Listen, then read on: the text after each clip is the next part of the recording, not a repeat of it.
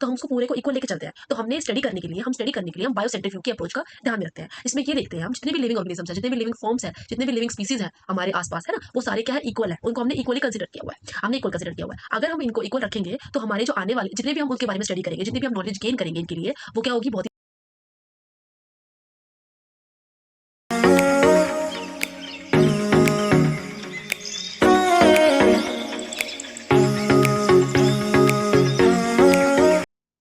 Hello everybody, myself Khushboo, welcome back to my channel. So आज हम जो topic start करने वाले हैं वो लिविंग वर्ल्ड है, ठीक है, जो कि बॉटनी का फर्स्ट चैप्टर है, क्लास 11th का एनसीईआरटी बायोलॉजी का फर्स्ट चैप्टर। ठीक है, हम स्टार्ट करेंगे और ये जो चैप्टर है ना वो बेस है आगे आने वाले चैप्टर्स के लिए। ठीक है, तो आप इसको अच्छी तरीके से समझें। हालांकि ये चैप्टर बहुत इजी चैप्टर है, ज़्यादा हार्ड नहीं है, ठीक है, बट इसके अंदर कुछ कुछ ऐसी टर्म्स हैं जो कि आगे आने वाले चैप्टर्स में बहुत इंपॉर्टेंट होंगी। तो अगर आप इसी में समझ लोगे इन टर्म्स को, तो आपको आगे दिक्कत नहीं होगी इतनी। ठीक है, तो इसको इसी इसी चैप्टर में क्लियर करते हुए चलना। तो सबसे पहली चीज़ है बायोलॉजी। बायोलॉजी होती क्या है? बायोलॉजी का मतलब, बायो का मतलब होता है लिविंग और लॉजी का मतलब होता है स्टडी। तो किसी भी लिविंग फॉर्म की स्टडी को, लिविंग ऑर्गेनिजम्स की स्टडी को, है ना, लिविंग प्रोसेसेस की स्टडी को हमने क्या नाम दे दिया, बायोलॉजी नाम दे दिया। ठीक है, बायोलॉजी क्या है, study of living forms, living processes को हमने बायोलॉजी बोला। अब आपको पता है कि जो हमारे अर्थ के ऊपर मैटर है ना, वो कितने टाइप के मैटर्स प्रेजेंट होते हैं। तो हमने उनको क्लासीफाई कर लिया, दो कैटेगरी के अंदर क्लासीफाई किया। एक हमने किया एनिमेट ऑब्जेक्ट और एक हमने किया इनएनिमेट ऑब्जेक्ट। एनिमेट ऑब्जेक्ट कौन से होंगे, लिविंग होंगे, बायोटिक होंगे। लिविंग बायोटिक मतलब प्लांट्स होंगे, एनिमल्स होंगे, है ना। और जो नॉन लिविंग होंगे, नॉन लिविंग मतलब नॉन एनिमेट होंगे या फिर इनएनिमेट बोल सकते हैं इनको हम। Non living, abiotic. एग्जाम्पल्स क्या क्या होंगे, सी होगा, वाटर होगा, फायर होगा, है ना। ये सब चीजें हमारी क्या है, नॉन लिविंग में आ जाएगा। ठीक है, नेक्स्ट हम पढ़ेंगे व्यूज। बायोलॉजी के व्यू क्या क्या है? तो बायोलॉजी के जो व्यू है वो क्या है, देखो दो टाइप के व्यूज होते हैं। एक होता है हमारा एंथ्रोपोसेंट्रिक व्यू, एक होता है हमारा बायोसेंट्रिक व्यू।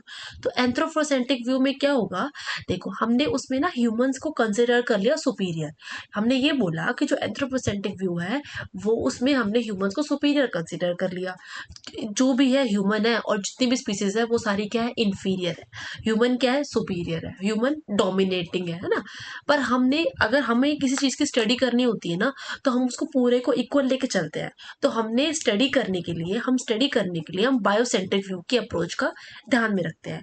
इसमें ये देखते हैं हम जितने भी लिविंग ऑर्गेनिजम्स है, जितने भी लिविंग फॉर्म्स है, जितने भी लिविंग स्पीसीज है हमारे आसपास, है ना, वो सारे क्या है, इक्वल है। उनको हमने इक्वली कंसिडर किया हुआ है। अगर हम इनको इक्वल रखेंगे तो हमारे जो आने वाले, जितने भी हम उनके बारे में स्टडी करेंगे, जितनी भी हम नॉलेज गेन करेंगे इनके लिए, वो क्या होगी, बहुत ही ज्यादा, मतलब अच्छी तरीके से होगी, है ना, बहुत अच्छी तरीके से होगी ये। क्योंकि हमने हर ऑर्गेनिज्म को, हर स्पीसीज को सेम प्रायोरिटी दी है ना। हमने कोई भी एक ऑर्गेनिज्म या फिर एक स्पीसीज को एक सुपीरियर डोमिनेंट नहीं रखा और दूसरों को इंफीरियर नहीं रखा, ताकि हम चीजें ढंग से समझ पाए। ठीक है, अब हम दूसरी बात करते हैं जो कि जनरेशन। जनरेशन में क्या होगा, देखो जनरेशन में दो टाइप के जनरेशन होंगे। एक होगा हमारा इंटर जनरेशन और एक होगा हमारा इंट्रा जनरेशन। इंटर जनरेशन जैसे इंटर, इंटर का मतलब होता है, इंटर का मतलब क्या होगा कि, सॉरी, इंट्रा, इंट्रा है ना ये, इंट्रा का मतलब होता है सेम, है ना, विद इन सेम स्पीसीज। तो विद इन सेम में इंट्रा आ जाएगा। और इंटर का मतलब होता है between the same species. Inter का मतलब होता है between the same generation, between generation. तो ये सिबलिंग की बात करेंगे। सिबलिंग क्या है, सेम जनरेशन में है ना। और जो इंटर है वो क्या, उनसे है पेरेंट्स और चिल्ड्रन, पेरेंट्स से लेके चिल्ड्रन तक। तो इसका जो ट्रांसफर होगा उसको हम बोलेंगे हॉरिजॉन्टल ट्रांसफर। क्या बोलेंगे इसको हम, हॉरिजॉन्टल ट्रांसफर बोलेंगे, है ना। और जो इनका ट्रांसफर होगा, दीज आर वर्टिकल ट्रांसफर। क्या होता है ये, वर्टिकल ट्रांसफर, क्योंकि ऊपर से नीचे तक ट्रांसफर हो रहा है, पेरेंट से लेके प्रोजेनी तक ट्रांसफर हो रहा है, तो ये वर्टिकल ट्रांसफर होगा। और ये साइड बाय साइड ट्रांसफर हो रहा है, मतलब एक सिबलिंग से दूसरे सिबलिंग में ट्रांसफर हो रहा है, तो इसको हमने क्या बोल दिया, हॉरिजॉन्टल ट्रांसफर। ठीक है, आया समझ में। अब हमने साइंटिस्ट जिसकी बात की, उनकी बात की, ये क्या थे, हमारे अर्न्स्ट मेयर सर थे। अर्न्स्ट मेयर सर ने 1904 से 2004 तक वो जिंदा रहे। मतलब 100 साल जिए ये साइंटिस्ट, है ना, 100 साल जिए। और इनके इनके उनको क्या बोला जाता है, Darwin of the 20th century, 20th century का डार्विन बोला जाता है ये। ठीक है, और ये 100 मोस्ट ग्रेटेस्ट साइंटिस्ट में से थे। इनको 3 प्रेस्टिजियस अवार्ड मिले हुए थे बायोलॉजी के, जो कि एक बायोलॉजिस्ट को मिलते हैं जो बहुत अच्छा काम करते हैं। ठीक है, इन्होंने डेफिनेशन दी, किसकी दी, एक बायोलॉजिकल स्पीसीज की डेफिनेशन दी। बायोलॉजिकल स्पीसीज की डेफिनेशन दी, उन्होंने ये बताया कि जो ऑर्गेनिजम्स होते हैं ना एक पॉपुलेशन में, वो can breed together and can produce fertile offspring of the same species. मतलब अगर दो स्पीसीज सेम स्पीसीज है, जैसे मान लो कि एक ह्यूमन का मेल है और एक फीमेल है, ठीक है, तो दोनों को अगर ये ब्रीड करेंगे तो ही एक फर्टाइल ऑफस्प्रिंग पैदा होगा। ठीक है, सेम स्पीसीज के और इंडिविजुअल अगर वो होंगे तो ब्रीड करेंगे तो। ठीक है, अगर अलग अलग स्पीसीज की ब्रीड करेंगे, जैसे मान लो कि हमने मेल ले लिया डोंकी और फीमेल ले लिया हमने हॉर्स, है ना, तो अगर ये दोनों सॉरी एक्सट्रीमली सॉरी, अगर ये दोनों ब्रीड करेंगे तो क्या बनेगा, म्यूल बनेगा, जो कि क्या है, स्टेराइल है। ठीक है, ये इन्होंने अपना थ्योरी दी थी। अब दो बात हो गई, एक हमारा आता है कन्फ्लिक्ट और दूसरा वाला आता है हमारा कॉपरेशन। तो कॉन्फ्लिक्ट का मतलब होता है प्रेडेशन, कॉन्फ्लिक्ट का मतलब होता है बेसिकली लड़ाई, लड़ाई होता है, कॉन्फ्लिक्ट हो गया हमारे बीच में। ठीक है, कॉपरेशन का मतलब होता है कॉपरेट करके चलना, कॉपरेशन का होता है मतलब समझौता, या फिर कह सकते हैं ना कि मतलब साथ साथ चलना, कॉपरेट करके चलना, साथ साथ चलना। ठीक है, तो देखो इन प्रेडेशन में क्या होगा, इसने इसको खा लिया, इसने किसको खा लिया, इनको खा लिया, तो ये क्या है इसके लिए, ये प्रीडेटर है ना, प्रीडेटर है, तो ये कॉन्फ्लिक्ट हो रहा है इन दोनों के बीच में, और ये हेल्पिंग, एक दूसरे को हेल्प कर रहे हैं चढ़ने के लिए, तो दीज आर कॉपरेशन। तो सबसे इसका एग्जांपल क्या हो सकता है, जैसे आपने नीट के स्टूडेंट को या फिर अपने नीट के फ्रेंड को हेल्प कर दिया नीट के एग्जाम में क्रैक करने में, तो ये आपका क्या होगा, कॉपरेशन हो गया। ठीक है, ये हो गया। अब दूसरी चीज लिविंग, लिविंग में दो चीज आती है, एक आता है हमारा डिफाइनिंग और एक आता है हमारा कैरेक्टरिस्टिक फीचर। तो डिफाइनिंग फीचर में क्या होता है, जो डिस्टिंग्विश करता है किसके बीच में, लिविंग के बीच में, नॉन लिविंग ऑर्गेनिजम्स के बीच में, जो डिस्टिंग्विश करेगा उसको हमने बोल दिया डिफाइनिंग फीचर। और जो कैरेक्टरिस्टिक फीचर क्या होंगे, जो कि लिविंग ऑर्गेनिजम्स के अंदर कितने कैरेक्टर्स प्रेजेंट है उनको हमने कैरेक्टरिस्टिक फीचर का नाम दे दिया। डिफाइनिंग फीचर लिविंग और नॉन लिविंग के बीच में डिफरेंस, और इसमें लिविंग ऑर्गेनिजम्स के जितने भी कैरेक्टर्स होते हैं उनके बीच का डिफरेंस। ठीक है, ये आ गया। अब दूसरी चीज क्या है, इनके फीचर्स, पहला कैरेक्टरिस्टिक्स, कैरेक्टरिस्टिक्स क्या क्या होंगी, कैरेक्टरिस्टिक्स होंगी हमारी, पहला कैरेक्टर रेस्पिरेशन, दूसरा रिप्रोडक्शन और तीसरा वॉकिंग।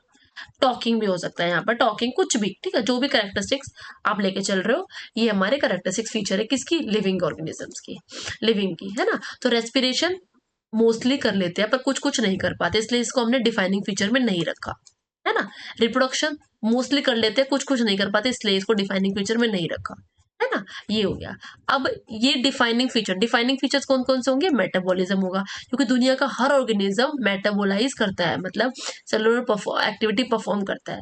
सेलुलर ऑर्गेनाइजेशन हर ऑर्गेनिजम्स के अंदर होगी, चाहे वो सेल हो, चाहे वो ऑर्गन हो, चाहे वो टिश्यू हो, या फिर वो ऑर्गन सिस्टम हो, सबके अंदर कुछ ना कुछ तो होता ही होता है। ठीक है, कॉन्शियसनेस भी होगी, ऑर्गेनिजम्स के अंदर कॉन्शियसनेस भी होगी, सेंसिंग कैपेसिटी भी होगी। ठीक है, अब आता है हमारा, और ह्यूमंस के अंदर मेनली क्या मिलता है, हमें सब कॉन्शियसनेस मिलती है ह्यूमंस के अंदर, सिर्फ इकलौता ऐसा है जिसके अंदर हमें सब कॉन्शियसनेस मिलेगी। फोट अब देखो कैरेक्टरिस्टिक्स फीचर में फोटो पीरियड भी आ जाएगा। फोटो का मतलब होता है लाइट, है ना, और पीरियड का मतलब होता है ड्यूरेशन, पीरियड का मतलब होता है ड्यूरेशन। तो लाइट की ड्यूरेशन के अंदर जो सीड्स, जो प्लांट्स होते हैं वो प्रोड्यूस करते हैं, उनको फोटो पीरियड बोलते हैं। ठीक है, तो कुछ कुछ प्लांट क्या होते हैं, डे न्यूट्रल प्लांट होते हैं, कुछ कुछ प्लांट होते हैं जो कि डे मतलब डे को ज्यादा यूटिलाइज करते हैं, और कुछ कुछ प्लांट होते हैं जो नाइट को ज्यादा यूटिलाइज करते हैं, है ना। तो उनका ड्यूरेशन नाइट और डे का डिफर करता रहता है ऐसे। ठीक है, अब हम पढ़ेंगे कॉन्शियसनेस और सेल्फ कॉन्शियसनेस के बारे में। की बात करेंगे तो हम, तो देखो सराउंडिंग्स के में अवेयरनेस होना, है ना, सराउंडिंग्स में अवेयरनेस होना, उसको हमने क्या बोल दिया, कॉन्शियसनेस। तो दो टाइप के होंगे, एक होगा हमारा सेंस और एक होगा हमारा रिस्पॉन्ड, है ना। तो सेंस होगा वो भी इन्वायरमेंटल चेंजेस की वजह से होगा, जैसे सेंस ऑर्गन्स की वजह से होगी। ठीक है, रिस्पॉन्स किसके थ्रू होगा, इन्वायरमेंटल स्टिमुलस के थ्रू रिस्पॉन्स होगा। तो physical response, chemical response and biological response हो गया। ठीक है, सेल्फ कॉन्शियसनेस क्या होगा, जितने भी ह्यूमंस होते हैं उनके अंदर ये सिर्फ कैपेसिटी होती है ना, अवेयर, मतलब ह्यूमंस के अंदर कैपेसिटी होती है। तो जो ब्रेन डेड ऑर्गेनिजम्स होते हैं, जो कि कोमा के अंदर होते हैं पेशेंट, उनके अंदर ये कैपेसिटी लॉस हो जाती है, ये कैपेसिटी नहीं होती है। ठीक है। अब हम नेक्स्ट करेंगे जो कि हमारा ग्रोथ है। पहला लिविंग ऑर्गेनिज्म का पहला ग्रोथ है, तो इसके अंदर increase in number of mass. अगर मास इंक्रीज हो जाएगा तो भी ग्रोथ हो जाएगी, अगर नंबर ऑफ इंडिविजुअल्स इंक्रीज हो जाएगा तो भी ग्रोथ होगी। तो ग्रोथ हर ऑर्गेनिजम्स में अलग अलग टाइप की होती है। पहला होता है माइक्रोब्स, ठीक है। माइक्रोब्स के अंदर कैसे ग्रोथ होगी, अगर एक मैं छोटा सा माइक्रोब ले रही हूँ, ठीक है, उसको 8 या 10 12 घंटों के लिए रख रही हूँ मैं, तो उसके अंदर एक कॉलोनीज बननी शुरू हो जाएगी। अगर हमने एक प्रॉपर मीडिया दिया उसको खाने के लिए तो कॉलोनीज बनना शुरू हो जाएगी, जैसे कि ये बन रही है कॉलोनीज, है ना। तो ये कैसे माइक्रोब्स की ग्रोथ हो जाएगी। प्लांट की ग्रो कंटिन्यूसली लाइफ में बढ़ते रहते हैं ये आगे आगे। और एनिमल का क्या होता है सॉरी, एनिमल का क्या होता है, एक सर्टेन पीरियड तक इनकी ग्रोथ होती रहती है, उसके बाद वो फिर वो ग्रोथ रुक जाती है। ठीक है, तो ये भी क्या है, हमारा कैरेक्टरिस्टिक फीचर है, डिफाइनिंग फीचर नहीं है। अब हमारा आ जाएगा रिप्रोडक्शन। रिप्रोडक्शन के अंदर क्या होता है, री का मतलब होता है अगेन, है ना, और प्रोडक्शन का मतलब होता है प्रोड्यूस। तो अगेन प्रोड्यूस होना, है ना, अगेन प्रोड्यूस होना। तो कौन करता है प्रोड्यूस, ऑर्गेनिज्म से न्यू ऑर्गेनिजम्स का डेवलपमेंट होना, या फिर पेरेंट से उनके ऑफस्प्रिंग्स का बनना, उसको हमने क्या बोलते हैं, रिप्रोडक्शन हो गया। अब बहुत सारे टाइप्स के रिप्रोडक्शन होते हैं। फंगस अलग रिप्रोड्यूस करता है, ठीक है, ईस्ट और हाइड्रा अलग रिप्रोड्यूस करते हैं, प्लेनेरिया अलग रिप्रोड्यूस करता है, फ्रेगमेंटेशन से फंगस और ये अलग रिप्रोड्यूस करते हैं। तो देखो, फंगस जो फंगी होता है ना, वो एसेक्सुअल स्पोर से भी रिप्रोड्यूस कर सकता है और फ्रेगमेंटेशन से भी प्रोड्यूस कर सकता है। अब जो ईस्ट होंगे और हाइड्रा होंगे वो किससे करेंगे, बर्डिंग से करते हैं, ठीक है। प्लेनेरिया किससे करेगा, रीजनरेशन के थ्रू करता है पूरा। और फ्रेगमेंटेशन में फिलामेंटस एल्गी भी कुछ होते हैं जो कि फ्रेगमेंटेशन के थ्रू प्रोड्यूस करते हैं।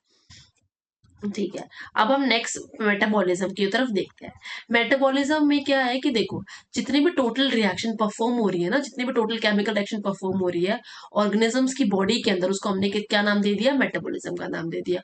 और ये क्या है, हमारा एक डिफाइनिंग फीचर है, डिफाइनिंग फीचर है ये, ठीक है, कैरेक्टरिस्टिक्स फीचर नहीं, क्योंकि हर ऑर्गेनिजम्स के अंदर, दुनिया में जितने भी ऑर्गेनिज्म प्रेजेंट है अर्थ के ऊपर, सबके अंदर ये मेटाबॉलिज्म होता ही होता है।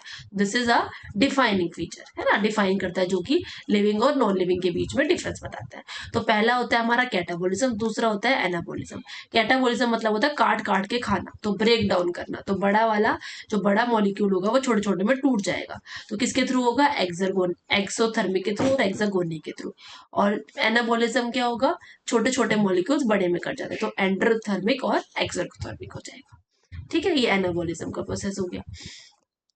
अब इसके अंदर एक दो टर्म्स ऐसी आती है, इनको बोलेंगे हम इन विट्रो या फिर इन विट्रो। जो इन विट्रो होता है मतलब पूरा प्रॉपर सेल फ्री रिएक्शंस होती है जो कि टेस्ट ट्यूब में परफॉर्म होते हैं, जैसे कि हमारा टेस्ट ट्यूब बेबी, जो टेस्ट ट्यूब बेबीज होते हैं ना, उनको परफॉर्म किया जाता है इनके अंदर। इन विट्रो फर्टिलाइजेशन बोलते हैं, जिसको हम IVF बोलते हैं, जिनको हम, ठीक है, उनमें क्या करते हैं, मेल का स्पर्म ले लेते हैं और जो फीमेल होती है उनका एग ले लेते हैं, और इन दोनों का जाइगोट बना के उसके बाद ट्रांसफर किया जाता है किसमें, टेस्ट ट्यूब में। और उसके बाद पूरी कंडीशन दी जाती है जो कि आपकी बॉडी कंडीशन होती है, और फिर आगे आगे हम देखते रहते हैं। सॉरी, एक्सट्रीम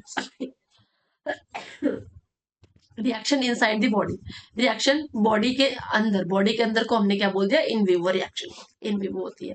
ठीक है, अब नेक्स्ट आता है इंट्रैक्शन।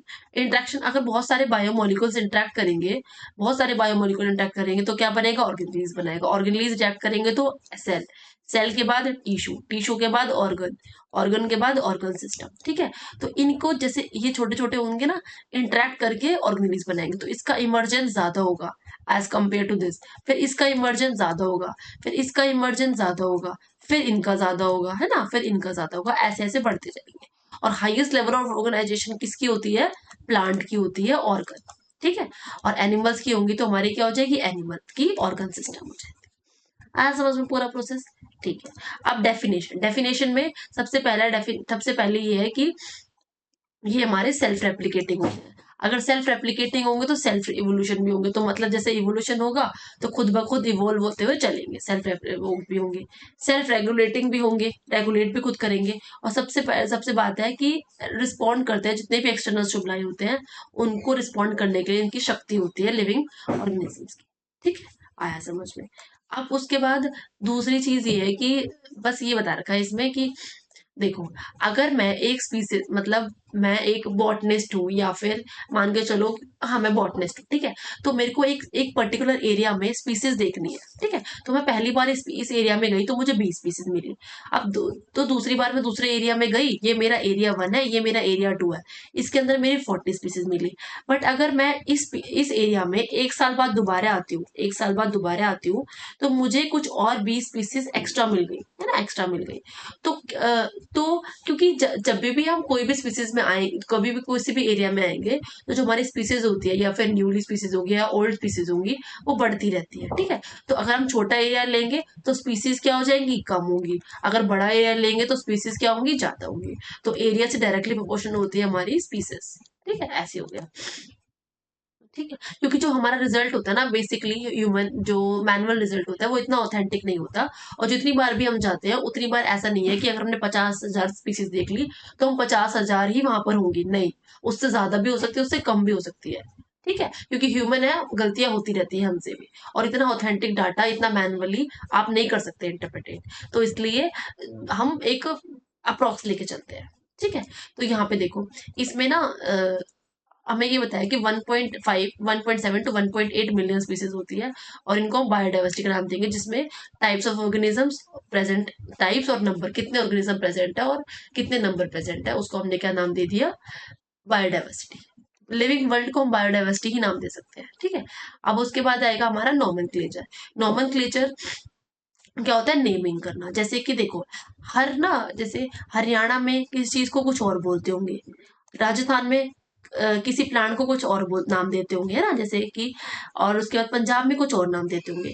तो सारे नेटिव प्लेस के नाम अलग अलग है ना, और हमें पता कैसे चलेगा कौन सा नाम किसका है। तो इसलिए हमने एक प्रॉपर नॉमेनक्लेचर दिया, जो कि एक प्रॉपर ऑथेंटिक नाम है, और हम ये देखेंगे कि ये इसी नाम से अगर मैं किसी भी एरिया में जाके पूछूंगा तो मुझे सब बता देंगे, ठीक है। तो इसलिए हम इनके नॉमेनक्लेचर करना जरूरी होता है, ताकि हमें पता हो कि रीजनल लैंग्वेज के अलग एक प्रॉपर लैंग्वेज का नाम दिया जाए, ठीक है। तो उनको नेमिंग करने से पहले उनको करेक्टराइजेशन होता है, उनका आइडेंटिफिकेशन होता है, और उनको प्रॉपरली देखा जाता है, ठीक है। अब उसके बाद दूसरी चीज देखो, ऑर्गेनिज्म, अगर प्लांट की बात करेंगे हम, तो प्लांट में कैसे देखेंगे, प्लांट में आईसीबीएन के थ्रू देखेंगे, है ना, आईसीबीएन के थ्रू देखेंगे, आईजेडएन के थ्रू देखेंगे, international code of botanical nomenclature, international code of zoological nomenclature, international code of nomenclature of the bacteria and viral nomenclature आ गया, ठीक है, ये हो गया।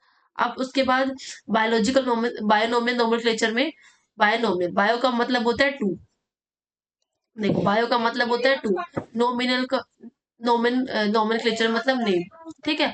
तो किससे होता है, Carls Carls Linnaeus, Carl Carls Linnaeus साहब ने जो किया था ना, उनकी वजह से ही बायोनोमियल नोमेनक्लेचर दिया गया। तो इन्होंने ये बताया कि अगर हम हैंड रिटन नाम लिखेंगे तो हम पहला लेटर जो होगा ना वो बड़ा लिखेंगे, दूसरा लेटर जो पहला लेटर जीनस के नाम का बड़ा होगा, दूसरे लेटर छोटा होगा स्पीसीज के नाम का, ठीक है। और लास्ट में आके किसका लिखेंगे नाम, किनका लिखेंगे, जो हमारे साइंटिस्ट, ठीक है, उन्होंने ये बताया। अगर हैंड रिटन होगा तो उसके ऊपर क्या लिखेंगे हम, उसके ऊपर अंडरलाइन करेंगे। अगर हमारा लैटिनाइज नाम होगा तो हम as it is Latin language में लिख देंगे, क्योंकि लैटिन लैंग्वेज बेसिकली एक लैंग्वेज है जो चलती आ रही है बहुत सालों से, तो उसको इसके अंदर वेरिएबिलिटी होने का कोई चांसेस नहीं है। तो हम क्या करेंगे, मैग्निफेरा इंडिका, मैग्निफेरा इंडिका ये एक लैटिनाइज नेम है। तो हमने देखो, इसको हमने नहीं लिखा था पेन, मतलब अपने हाथ से, तो इसमें हमने नीचे अंडरलाइन नहीं करा। तो पहला जो हमारा जीनस का नाम होगा वो हमारा किससे लिखा जाएगा, कैपिटल से। दूसरा नाम किससे लिखा जाएगा, हमारा स्पीसीज का स्मॉल लेटर से लिखा जाएगा, और बाद में जो साइंटिस्ट होंगे उनका नाम लिखा जाएगा, ठीक है, एब्रिवेटेड फॉर्म में, रोमन स्क्रिप्ट में लिखा जाता है उनका नाम, ठीक है। अब हम टेक्सोनोमी की बात करते हैं। टेक्सोनोमी क्या होगी, देखो, कैरेक्टराइजेशन, कैरेक्टराइजेशन हम करेंगे, क्लासिफिकेशन बेसिकली बोल सकते हैं, कैरेक्टराइजेशन कर सकते हैं किसी भी ऑर्गेनिज्म की, ठीक है। तो दो टाइप से होगी ये, तो एक होगा हमारा कन्वेंशनल, एक होगा हमारा मॉडर्न। कन्वेंशनल होगा तो पहले, सबसे पहले हम क्या करेंगे, पहले कैरेक्टराइज करेंगे कि है कैसा इंडिविजुअल, है ना। जैसे कि मैं एक प्लांट ले लेती हूँ यहाँ पर, है ना, प्लांट ले लेती हूँ, तो इसकी जो लीव्स होंगी ना, ये मुझे ऐसी दिख रही है, एक प्लांट की नॉर्मल प्लांट ऐसा ले लिया मैंने, ठीक है। और जो मैं इसकी लीव्स ऐसे दिख रही है, इसके जो रूट्स हैं वो ऐसे ऐसे दिख रहे हैं, है ना। तो मेरे को दो चीज पता चल गई, मुझे इतना पता है कि जो लीव्स अगर ऐसी दिखेंगी ना, तो इसको हमने क्या बोल दिया, रेक्टिकुलेट वेरिएशन है। रेक्टिकुलेट वेरिएशन किसके अंदर होता है, डाइकोट्स में होता है। और मुझे पता है कि जो ये लीव्स है ना वो किस, ये सॉरी, जो रूट्स है ये किस में है, ये फाइब्रस रूट्स होते हैं ना, फाइब्रस रूट्स होते हैं। तो मैं ऐसे ऐसे ऐसे ऐसे करके पहले अपने खुद का एक परसेप्शन बना लूंगी कि होगा क्या। पहले खुद कैरेक्टराइज कर लूंगी, कैरेक्टराइज करने के बाद फिर इसको आइडेंटिफाई करूंगी किसके अंदर कैटेगरी में फॉल करेगा। फिर इनको क्लासीफाई करेंगे, क्लासीफाई करने के बाद इनको नॉमेनक्लेचर नाम देंगे, मतलब उनका नाम फिर देखेंगे, ठीक है। और मॉडर्न नॉमेनक्लेचर क्या होता है, पहले हम उसका अंदर का स्ट्रक्चर देखते हैं, इंटरनल स्ट्रक्चर, फिर उसको बाहर का स्ट्रक्चर देखते हैं, फिर उसको देखते हैं कि सेल का स्ट्रक्चर क्या होगा, फिर देखते हैं कि डेवलपमेंटल स्ट्रक्चर क्या होगा, फिर देखते हैं हम इकोलॉजिकल इकोलॉजिकल स्ट्रक्चर क्या है, ठीक है। तो ऐसे देखते रहते हैं हम ABCD, अंदर का स्ट्रक्चर, बाहर का स्ट्रक्चर, सेल का स्ट्रक्चर, डेवलपमेंटल स्ट्रक्चर और इकोलॉजिकल स्ट्रक्चर देखते हैं, ठीक है। ये हो गया हमारा टेक्सोनॉमी का।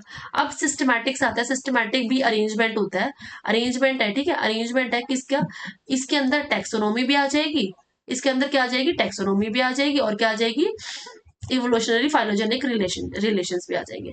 तो आप खुद बताओ कि जो टेक्सोनॉमी है वो एक बड़ी टर्म है या सिस्टमैटिक बड़ी टर्म है। सिस्टमैटिक एक बड़ी टर्म है टेक्सोनॉमी से, क्योंकि जो टेक्सोनॉमी है ना उसके अंदर कुछ ही कैरेक्टराइजेशन होता है, बल्कि सिस्टमैटिक के अंदर दोनों चीजें आ जाती है, इवोल्यूशनरी भी आ जाता है और फाइलोजेनिक रिलेशंस भी आ जाता है। आया समझ में, ये वाला आ गया। अब हम इसको ऐसे करेंगे, देखो इनको कैसे अलग करेंगे हम, kingdom, phylum, class, order, family, genus, species. तो कैसे याद करेंगे, अगर हम नीचे जाएंगे तो इंक्रीजिंग जो कैरेक्टर्स होंगे वो इंक्रीज होंगे, क्योंकि स्पीसीज के अंदर ज्यादा कैरेक्टर्स होंगे, फिर उसके बाद इन दोनों के अंदर थोड़े कम होंगे, फिर इन दोनों के अंदर और भी कम होंगे, है ना। ऐसे ऐसे जाएंगे तो कैरेक्टर्स कम होते रहते हैं। तो और आगे ऊपर जाएंगे तो कैरेक्टर्स क्या होते रहेंगे, बढ़ते रहेंगे। सॉरी सॉरी सॉरी, मैंने गलत बोल दिया, नीचे जाएंगे तो कैरेक्टर्स बढ़ेंगे और ऊपर जाएंगे तो कैरेक्टर्स डिक्रीज हो जाएंगे। तो हम कैसे याद करेंगे इसको, कीप दी पॉट क्लीन, मतलब जो मटका होता है, पोट मटका नहीं होता जो हम पानी पीते जिसमें, तो हम उसको कह रहे हैं कि उस मटके को साफ रखो, क्योंकि फैमिली पीती है उस पानी पीती है उस मटके में से, और उसके बाद वो बीमार पड़ जाएंगे अगर क्लीन नहीं हुआ तो keep the pot clean, otherwise family will get sick. तो ऐसे आपको याद करना है, ठीक है। अब हम नेक्स्ट पढ़ते हैं प्लांट का। तो प्लांट के में एक्सट्रीमली सॉरी, मेरी तबीयत थोड़ी खराब है आज, तो इसकी वजह से। देखो स्पीसीज, स्पीसीज में सबसे पहला आएगा, देखो ट्यूबरसम, फिर मेलेजिनेला और नाइग्रम। तो सोलेनम ट्यूबरसम आलू, सोलेनम माइग्रेन मेलोजिनेला इज बैंगन, है ना। नाइग्रम ये कौन सा होता है, ब्लैक पेपर का, ब्लैक नाइट कुछ स्टेड होता है, ठीक है, ये हो गया। पेटूना, धतूरा, धतूरा हो गया, धतूरा क्या है, टॉक्सिक है, टॉक्सिक जैसे बोलते हैं ना कि हेलुसिनेशन प्रॉपर्टीज होती है इनके अंदर, और ये बेसिकली मेंटल एल्कोहल है देखा जाए तो, है ना, एल्कोहलिक ड्रिंक है, वीड है बेसिकली है, ठीक है। तो ऐसे सोलेनेसी, फैमिली की बात करेंगे तो AC आ जाएगा, अगर ऑर्डर की बात करेंगे तो ALs आ जाएगा, है ना। Class monocot, dicot, angiosperm, gymnosperms, plantae, kingdom plantae आ गया, डिवीजन, ऐसे ऐसे हम पढ़ते चलेंगे। अब एनिमल्स के अंदर भी टाइग्रस, पार्ड्रस, लियो, टाइग्रस पार्ड्रस लियो में पैंथेरा टाइग्रस हो जाएगा, तो पैंथेरा टाइग्रस होगा तो देखो पैंथेरा टाइगर, पैंथेरा टाइग्रस हो जाएगा तो tiger, Panthera pardus is lion, Panthera leo is leopard, है ना। तो ऐसे ऐसे, फिर डेसी फैमिली के लिए होगा, वोरा, प्राइमेटा ऑर्डर हो गया, class Mammalia, amphibia, Chordata, phylum Chordata, Annelida, arthropoda, Animalia. ये सारे ऐसे ऐसे आपको पढ़ने चलते हैं। अब लास्ट एक पढ़ा बचा हुआ है, इसमें हमने टेक्सोनॉमिक कैरेक्टर्स देखने हैं। टेक्सोनॉमिक कैरेक्टर्स कैसे देखेंगे, देखो अगर ह्यूमन बींग, अगर मैं बात करती हूँ मैन की, तो मैन का बायोलॉजिकल नेम क्या हो जाएगा, हमारा मैन का बायोलॉजिकल नेम होगा, मैन का बायोलॉजिकल नेम होगा होमोसैपियंस। क्या हो जाएगा हमारा, होमोसैपियंस, होमोसैपियंस आ जाएगा। फिर होमोस जीनस है, फैमिली होमेडेसी, फिर Primata, class Mammalia, phylum Chordata, house fly Musca domestica, Musca, Muscidae, diphtheria, Insecta, Arthropoda. Mango का Mangifera indica, Mangifera Anacardi, Anacardiaceae, Sapindales, ठीक है, डिक्टोले, डाइकोटिलेडन्स आ जाएगा, और एनिमी एंजियोस्पर्म, एंजियोस्पर्म आ जाएंगे। वीड ट्राइकम एस्टेबिकम, ट्राइकम पोएसी, पोएल्स एंड मोनोकॉर्डेसी और angiosperms आ जाएगा, ठीक है। तो आपका अभी के लिए जो बायो लिविंग वर्ल्ड है वो इतना ही है, ठीक है। इसके बाद हम आगे नेक्स्ट चैप्टर पढ़ेंगे जो कि हमारा क्या है, बायोलॉजिकल क्लासिफिकेशन है, ठीक है। इसको आप अच्छी तरीके से पढ़ो ताकि आपको आने वाले चैप्टर्स बहुत अच्छी तरीके से समझ में आ जाए। और सॉरी मेरी थोड़ी तबीयत खराब थी आज, तो उसकी वजह से अगर कुछ दिक्कत हुई हो तो आई एम एक्सट्रीमली सॉरी। अगर आपको कोई भी डाउट हो तो आप मुझे नीचे कमेंट सेक्शन में बोल सकते हैं, ठीक है। और ऐसे पढ़ते रहिए, रिवाइज करते रहिए, क्वेश्चन प्रैक्टिस करते रहिए। अपना क्वेश्चन प्रैक्टिस का टाइम बढ़ा दो, और क्वेश्चन प्रैक्टिस का टाइम और रिवीजन का टाइम दोनों बढ़ा दो। अगर 2 घंटे रिवीजन करो तो 2 घंटे क्वेश्चन प्रैक्टिस को दे दो, ताकि आपको समझ में आ जाए बाद में कि आप कहाँ लाइक कर रहे हो और कहाँ लैग कर रहे हो, ठीक है। तो आप, थैंक यू सो मच। अगर आपको ये वीडियो अच्छी लगी हो तो लाइक करें, शेयर करें, सब्सक्राइब करें अपने दोस्तों के साथ। थैंक्स।